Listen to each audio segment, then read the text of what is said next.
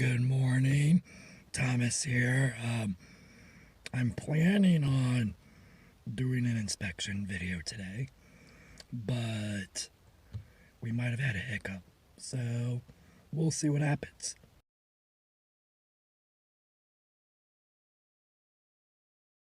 So the hiccup has been dealt with. There is none. So we're gonna do an inspection today. I'm out here with my friend Anthony Weatherby of Cherith Inspections. There. She says she turned the gas on this morning, just for this.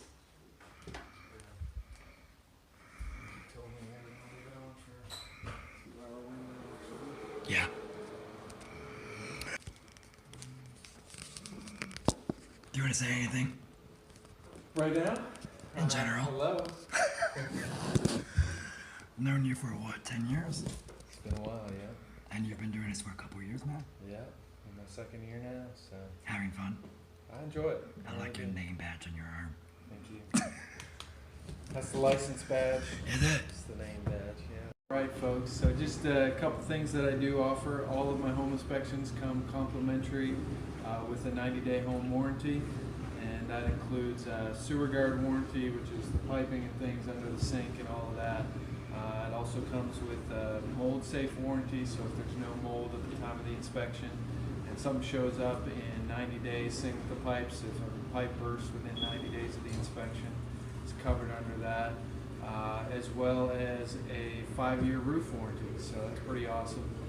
Then I do have an ancillary company that I work with called Porch. You may have heard of them. They're basically like AAA for your home. So when you move in, they can do anything from movers to rekeying your locks, adding security, to little things like hanging pictures on the wall, any of that kind of stuff. So basically any handyman stuff. I do a lifetime recall check on all of the appliances. So I take a picture of the model numbers and load them onto a system that'll check for recalls.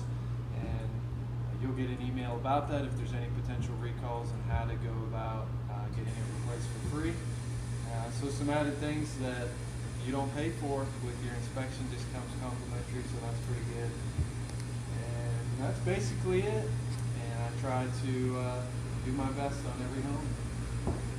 Get you know what you're getting into. Fantastic.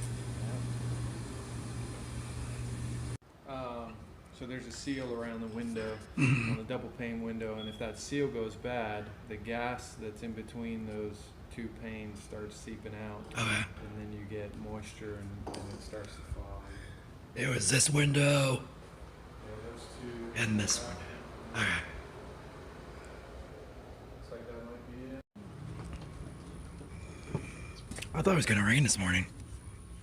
Yeah, it still kind of feels like it might today. I think they said they were supposed to at some point. This is a hip-shaped roof, meaning all sides are coming down. There's no peaks coming all the way out to the edge. If there was, that'd be called a gable. But for insurance purposes, hip-shaped roof is very good because the wind can't pick it up. If that makes sense. Not that it can't, but it's unlikely. So you get a discount for a hip-shaped roof. Impact rated windows, obviously these are not, but if you have impact rated windows, that's a discount, or hurricane shutters or fabric shields, something like that. But you said if the doors aren't hurricane rated. That's right. So I had an instance where they had totally impact rated windows all the way around the home, but they had some glass doors that were not impact rated. And it stinks because you have to go by the weakest link. So because the doors had glass in them and they were not impact rated, they didn't get credit for any of it. So if you're planning on doing that, make sure everything that's glass in your home, if your door has glass, make sure that it is impact rated so that you can get the full credit, and then make it worth your while. Another discount is if you have hurricane clips, which are seen from the attic usually. That's what attaches the building wall to the roof structure. If you have hurricane clips, that's a big discount, which newer homes, you're going to have them 9 times out of 10. And then the nail pattern, how the roof decking or sheathing is attached to the rafters or to the trusses. The nail pattern and the spacing of it, what type of nails are used, that's a discount as well. So when I go up in the attic, I'll check on all of that. I mean, you can see the granule loss. All these little granules, and if I can do that and it's coming off, you know, it's definitely showing some wear. You can look in the gutters and see all the granules in there. So this roof is likely 3-tab shingle. It's probably 2005 roof, so about 15 years old. Here in Florida, these typically get about 20 years before they really start. It's the end of their life. So this one's got about, 5 years or so left. Plumbing vents are a big issue.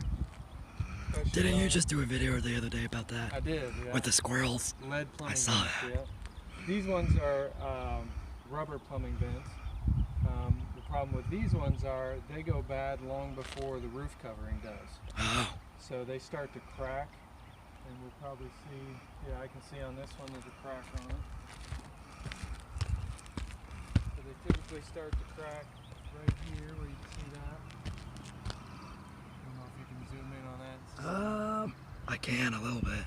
Or you can walk up to it. I can walk over. But so it's surprising how much water will go in that little crack and start causing issues on the roof decking below. And then right where your foot is, there's a missing shingle tab. So, there is a layer of shingle there. Right. But water can get in through these nail holes as well because they're not sealed. So this shingle tab just broke off. I didn't do it. There's I another one up promise. there. And then I can see a nail pop over here. Oh, I see it's right there, right? Yep.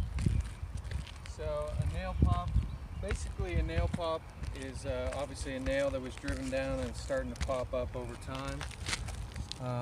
So you can see it right there.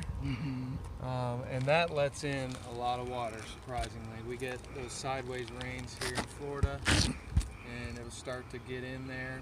And over time, what it causes a nail pop is that the nail was driven down and maybe they missed, maybe they hit the seam of the roof sheeting that comes together, so it didn't actually go through the wood. And over time, it just starts to slowly come up. Okay. And especially on a roof this age, this is about the time you're going to see a lot of nail pops. So you definitely have to take care of it, take it out, because if you don't take it out, it's just going to happen again. And then just seal that hole with some roofing cement. There's a big one right there. Oh, how did we miss that? Yeah. Yeah, if you don't look at an angle, you almost have to get down at the level of the roof to catch them all. But. So for insurance, I have to get specific photos for them for the wind mitigation, for every slope of the roof, a close-up of the shingle to see the granule loss, and then obviously indicate whether there's any damage, any leaks, anything like that would cause them not want to insure you. It's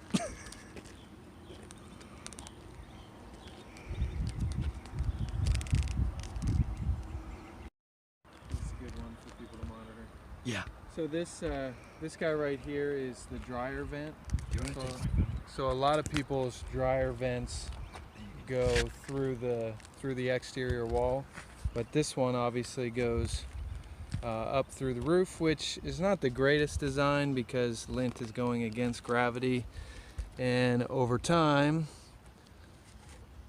all of that is getting stuck up there and obviously causing this not to exhaust the way that it's supposed to. So if you have one of these on your roof, it's something that you definitely want to make sure that you keep an eye on, and you can get attachments for drills that will brush basically the inside of your dryer vent and just make sure it's clean, because that's a safety hazard.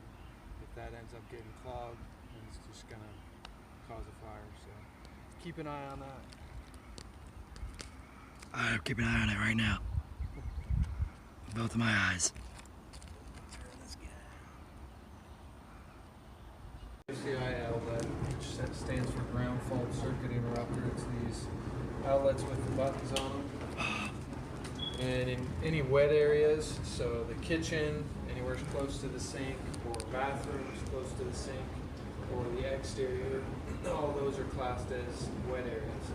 So code now is you're supposed to have a GFCI protected outlet in those areas and have these outlets tied to it. So even on this one, press this button to test it, and it trips it over there, so that's the proper